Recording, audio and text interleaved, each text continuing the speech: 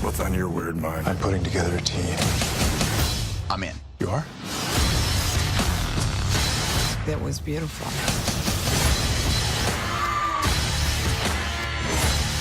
These things are gonna keep coming. You get technical. I'm on bug duty. Let's do it.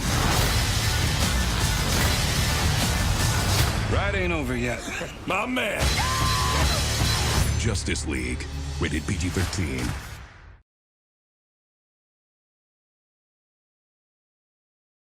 So Warner Brothers continues its DC Extended Universe movies with Justice League. So this movie is kind of funny. It's the things that are around the movie are almost more interesting and salient than the movie itself. You have two directors, Zack Snyder and Joss Whedon. The studio's been really coy about how much Joss Whedon did exactly, but apparently it was quite a bit, more than a usual last-minute fill-in director would do. It also seems like this movie was the recipient of a lot more studio interference than previous DCEU movies have been. You get the feeling Man of Steel was almost entirely Zack Snyder's and Christopher Nolan's movie, but then by the time Batman vs. Superman comes around, you can see that it very much feels like the studio was telling them to add in a bunch of stuff that they didn't want to. Suicide Squad was very different from how it was originally scripted.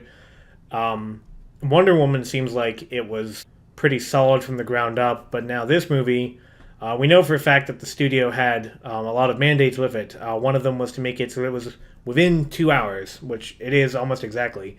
And it seems like there were multiple edicts to lighten the mood. It's not really clear because a lot of the stuff usually doesn't come out until years after the movie is released, so we may never know exactly what went on behind the scenes, but we know that there was quite a bit. And unlike the Marvel movies, which have sort of fallen into this pattern of being pretty overall being pretty smooth, the DCEU movies still have a lot of catching up to do. They still have a lot of kinks to work out, and we don't know if they're ever going to get up to the levels of consistency that the Marvel movies have had.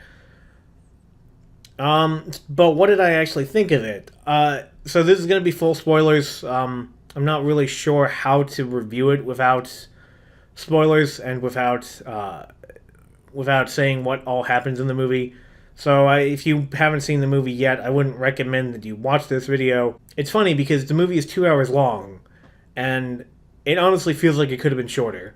The first hour and 10 minutes or so, it's a lot of exposition, it's a lot of building things up, it's a lot of introducing characters that we've hardly ever seen before. There are a lot of scenes that kind of drag, or that flat out didn't need to be there.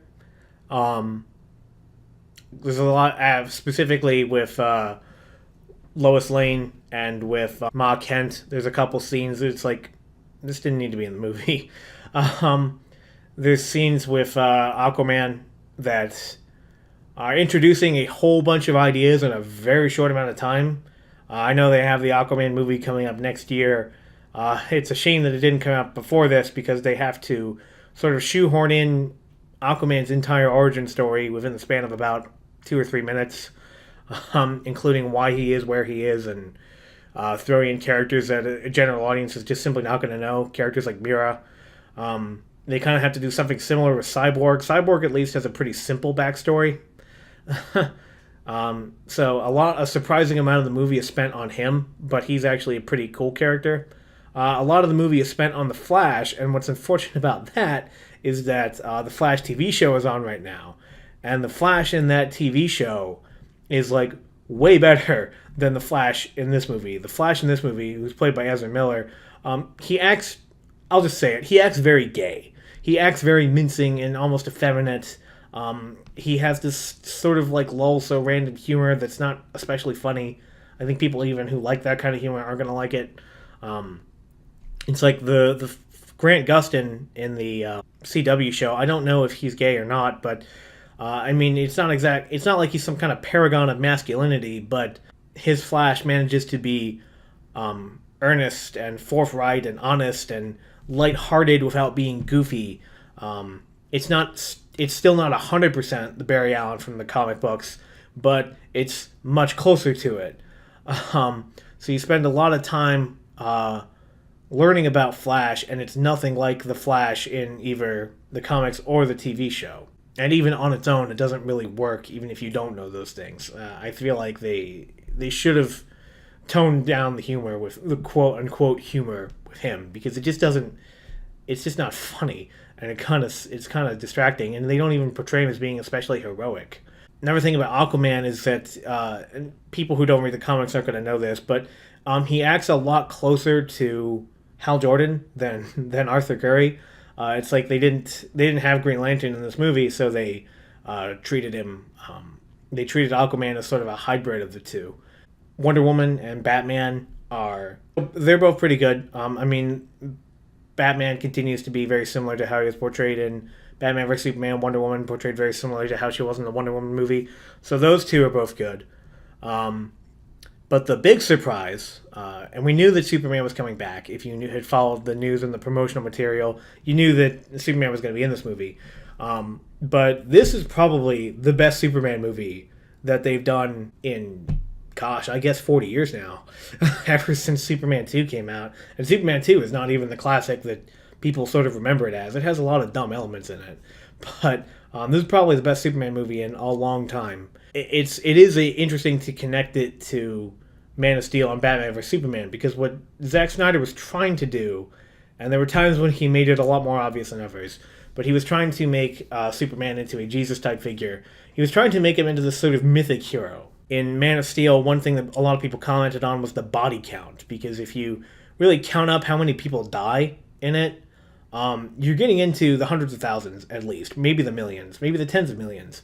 A lot of people would logically have died in the events of Man of Steel. But the reason why he did that, and it was a deliberate choice, and he said it in interviews, is that in older myths, one way you could tell the scale of it, one way that audiences at the time would have understood a myth to be epic was just how many people die.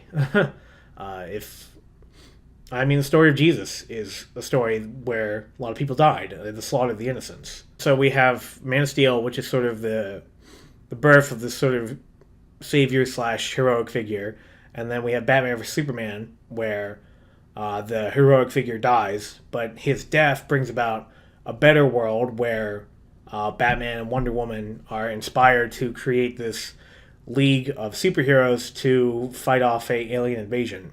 Wonder Woman deliberately connects the rise of superheroes in the modern era to the age of heroes that supposedly existed in ancient Greek times. This isn't the first time we've heard that, but specifically in the events of the story, it turns out that the main bad guy, Steppenwolf, Darkseid's uncle, tried to invade Earth before, got thwarted, and now he's trying it again. The story of the movie is very heavily inspired, and in a lot of cases directly lifted from the New 52 origin of the Justice League. There's a lot of scenes and a lot of moments and a lot of story beats that are taken almost directly from it. If you like the Fourth World, and if you care about the Fourth World and all that stuff, you're probably not going to like this movie, because they get almost every single thing about Fourth World wrong. In this movie, mother boxes are portrayed as being these sort of malevolent totems of power. And there's only 3 of them, apparently, rather than be sort of like super intelligent PDAs that almost everyone on New Genesis and a few people on Apocalypse have with them, which is how they're usually portrayed. Steppenwolf is turned from a minor figure in the mythos of the Fourth World to being this world-conquering bad guy. And I know that they changed his story in New 52, but it didn't really make any sense then either, and it doesn't make any sense now. Parademons go from being soldiers that are sort of twisted and formed in the fire pits of Apocalypse to being people that were twisted by the Mother Boxes and by Steppenwolf. There were numerous like weird or inexplicable changes from the comics, but the thing is, like, if you listen to my Thor Ragnarok review, you'll know that I faulted it a lot for straying from the comics. But what I really was getting at, because I really like, for example, the first Thor movie, but the first Thor movie wasn't really all that close to the comics either. But what it was close was, it was close to the spirit of the comics. The first Thor movie got that really well, but I felt that Ragnarok not only wasn't close to the story of the comics, but it wasn't close to the spirit of those stories. That it was just too goofy and too lighthearted and too shallow for what Thor actually is.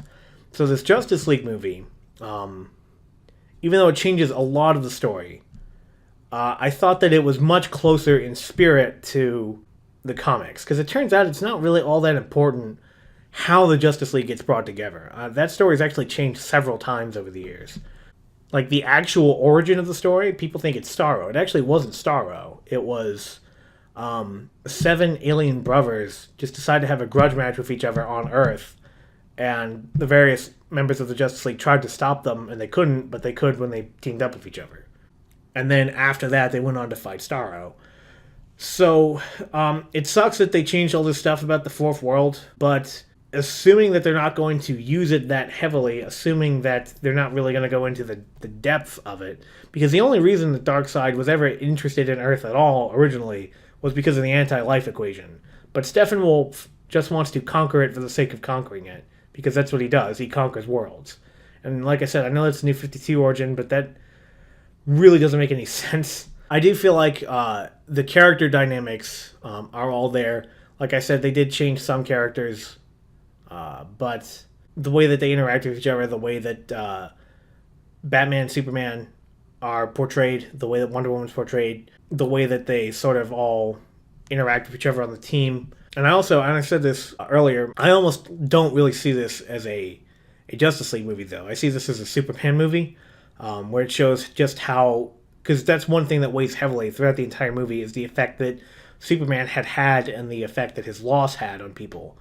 And when Superman finally comes back and we find out that he's more powerful almost than the rest of the league put together, I think it's a really great moment, because I think that it's very easy to,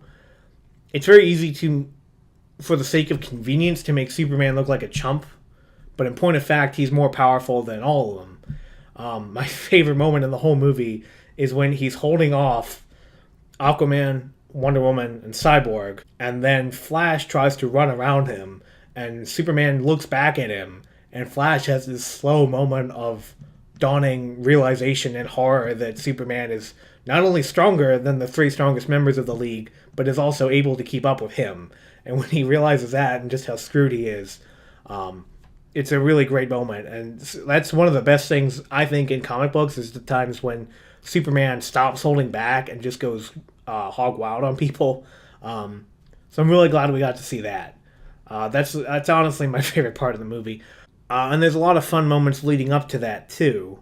But there's some moments that just feel really rushed, and there's some moments that feel like they took way too long. It would be nice if there was a 3.5-hour director's cut of this movie. I'm not kidding. I really kind of want to see want to know what all Zack Snyder would have done. I appreciate, I don't really like a lot of elements of Man of Steel and Batman vs. Superman, but I appreciate that he's at least trying to do something bigger and more epic, rather than, say, recent Marvel movies like Guardians of the Galaxy 2 and Thor Ragnarok, which I felt were just really shallow. And the difference between critical reception and audience reception in this movie is insane. I'm not sure I've ever seen a movie that has such a difference between the Rotten Tomatoes critical score and the audience score. When I saw it, it was like 26 to 85%, like a 50 or 60% gap.